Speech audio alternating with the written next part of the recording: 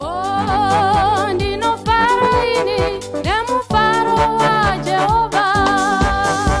Oh, ndinotamba social media, right? Gadzirira mushe imo mandinoswera ndichiona kuti nyaya dziri kufamba sei.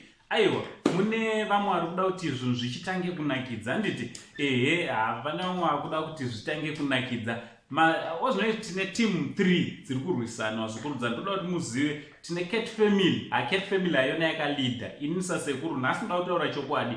Kune cat family, kouya dog family, kozouyawo imwewo inonzi pig family. Handiti so pari zvino cat family iri kurira. Handiti iri kurira nyange vamwe vachona vachingoti ferenye but cat family ka ini ndiri kuti iri kurira. So chitera kana ungasati wasubscribe pa this channel, I kindly ask you to subscribe, turn on your notification bell so that whenever we upload a video you will be notified. Thanks very much for all your unwavering support.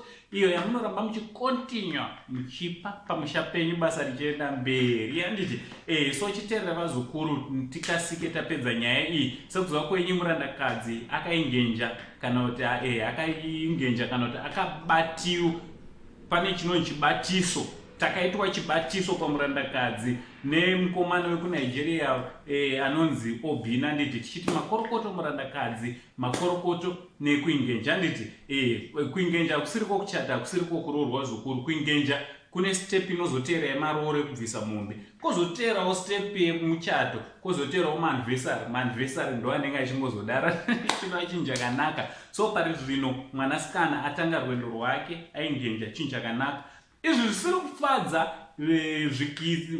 zvisiri kufadza imbwa nenguruve. Handiti imbwa nenguruve hazvisi kufara, vari kutorora vakapfeka bhutsu. Handiti so ameno kuti zvichapera sevazukuru nekuti vavengi vava havasi kufara.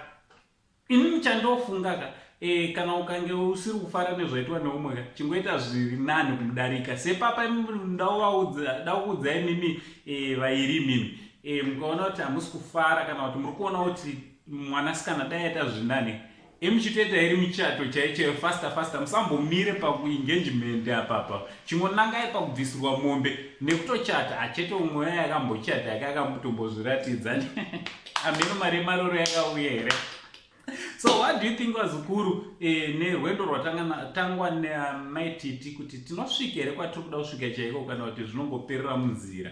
Ameno tichaona. Imi futi ndimunoziva zvikuru. So ngataura nemakoments kuti munofungei zvakare nevegodo kuti vane zvavanogona kumisa here zvikitsi zvazviri kuita. naAnko Sendi only Zimbabwean uncle pari zvino tobata tichi much love.